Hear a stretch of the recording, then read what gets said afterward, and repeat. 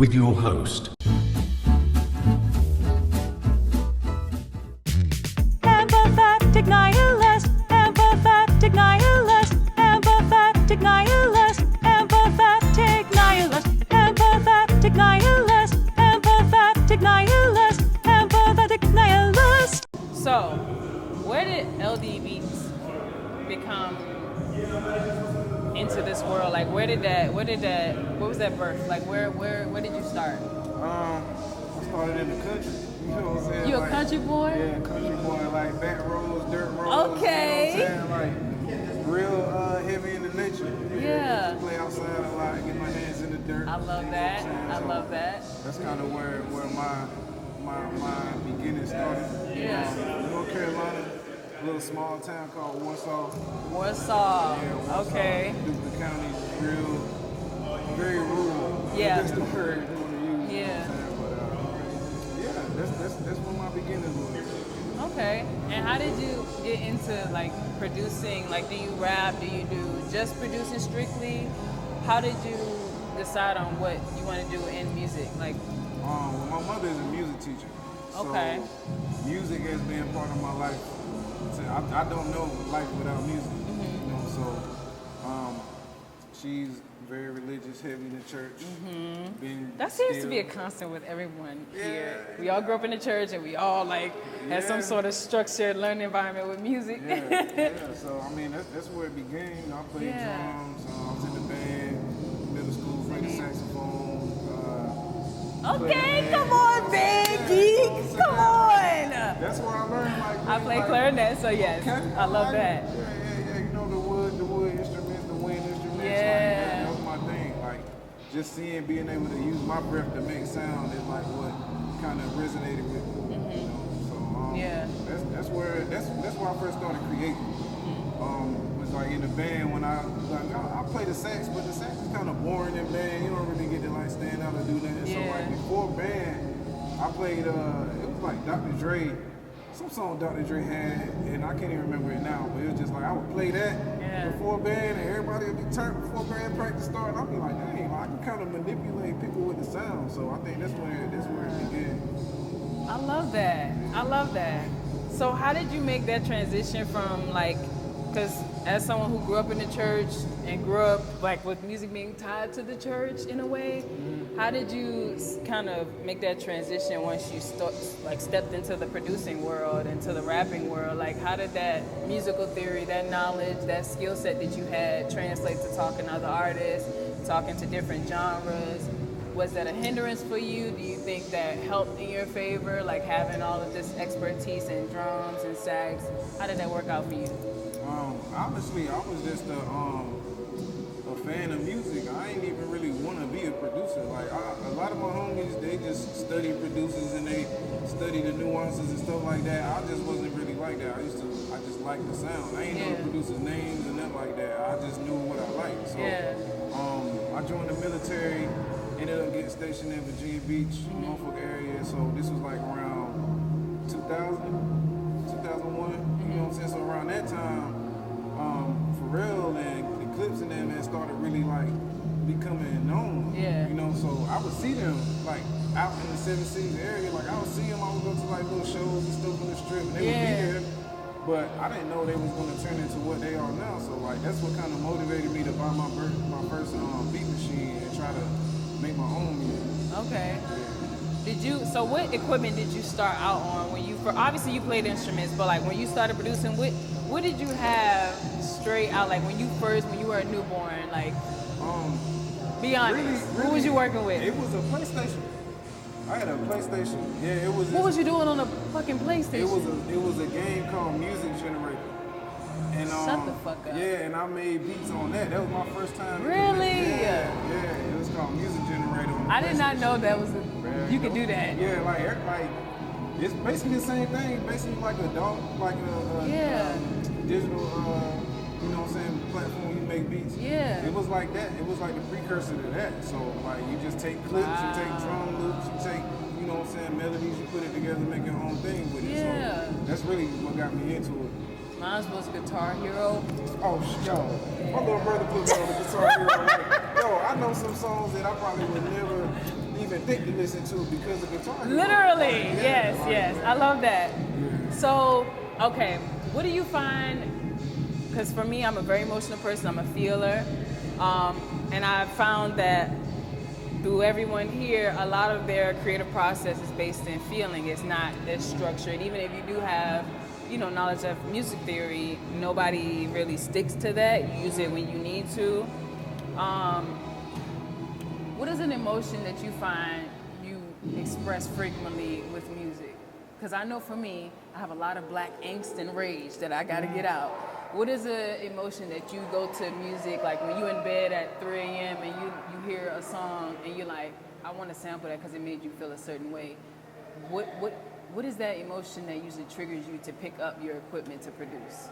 I just really got into sampling probably last 2 or 3 years maybe. Like I'm more so make everything from scratch. Yeah, Okay. Well, talk to me about from that angle then. What emotion do you find you express through starting from scratch, and how long does it take you to feel like you've gotten to a point where, okay, I got past the drums, I got past the hi-hats or whatever, like if you're getting on a sticking point where you feel like that emotion is actually getting out into whatever DAW you're using, whether it's,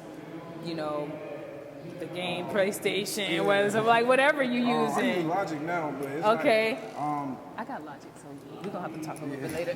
Really, it's like I have my family is my muse, So when I first started, it was like when my first kids was born. Was really like when I think about it now, was like when I really started to create. Yeah. And then it's like I got married 2 years ago, and it's like, but I met my wife 4 years ago, but like got married 2 years ago, and like she's very integral part in my creation process. Like.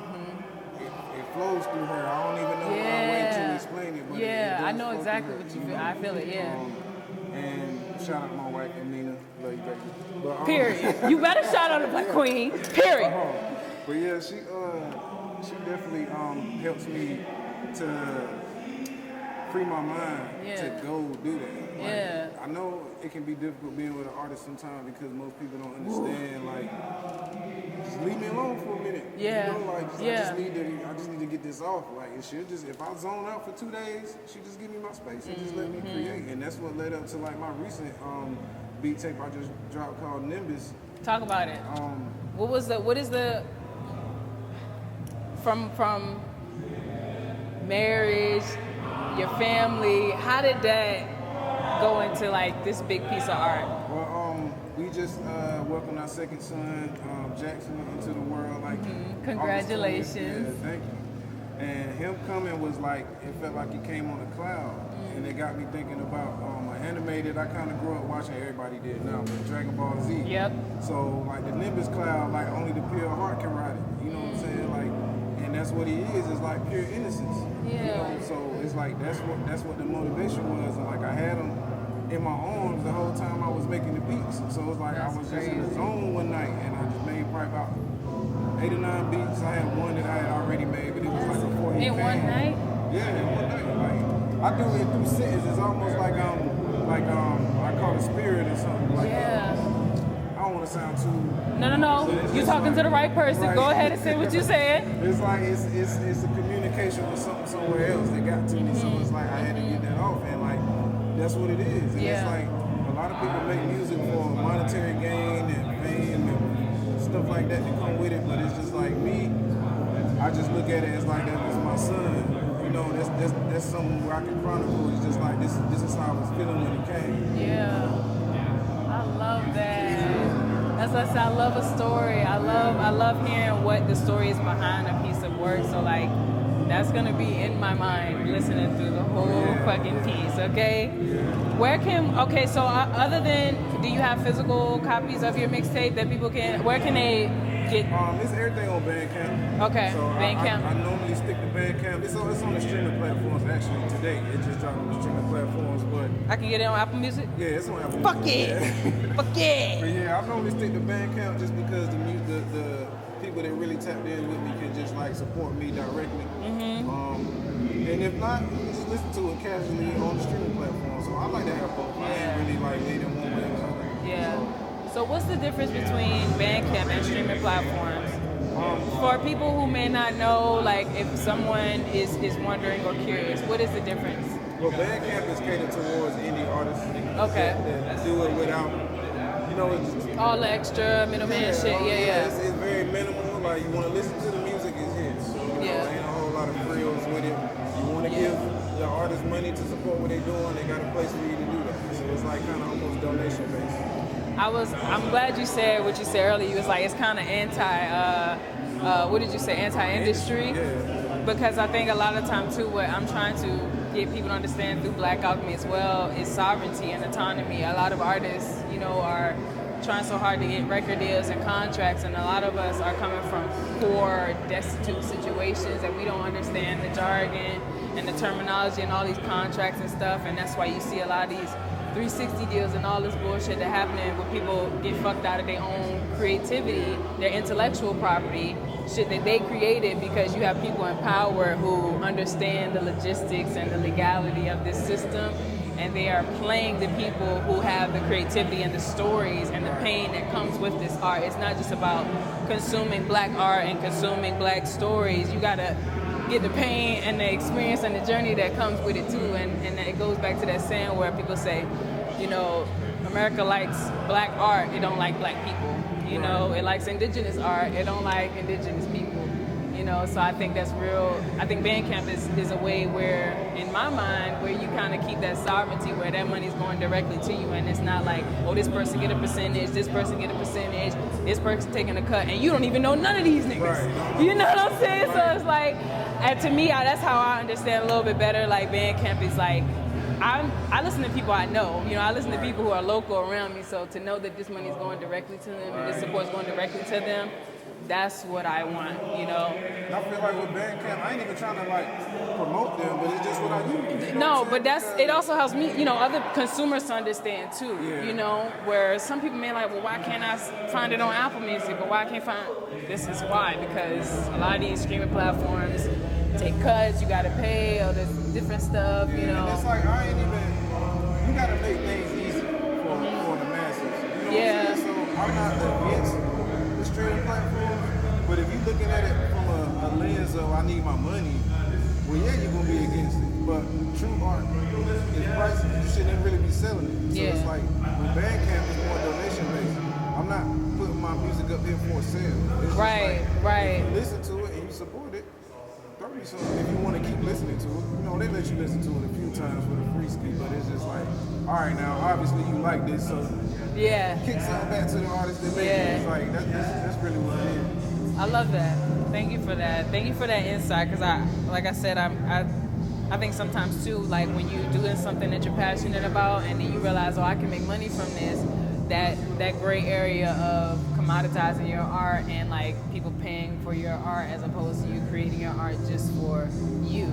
You would be doing this if nobody was looking. You would be doing it if nobody was paying you. But because it's good and because the world enjoys Black art and Black stories, people enjoy your stories. So you want something for your energy that you put into it, the time you put into it.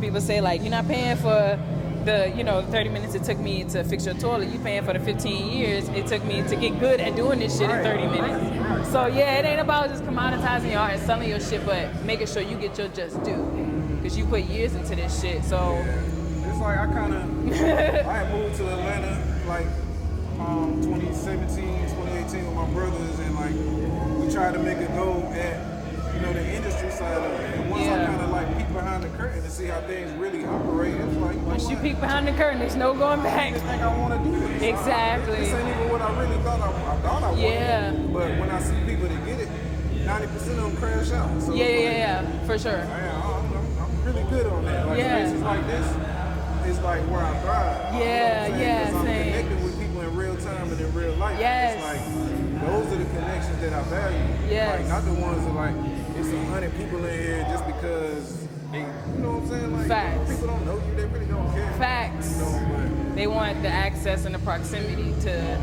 what you got going on. So all right, I ain't gonna talk your head off. I enjoyed talking to you. I really did. We're gonna have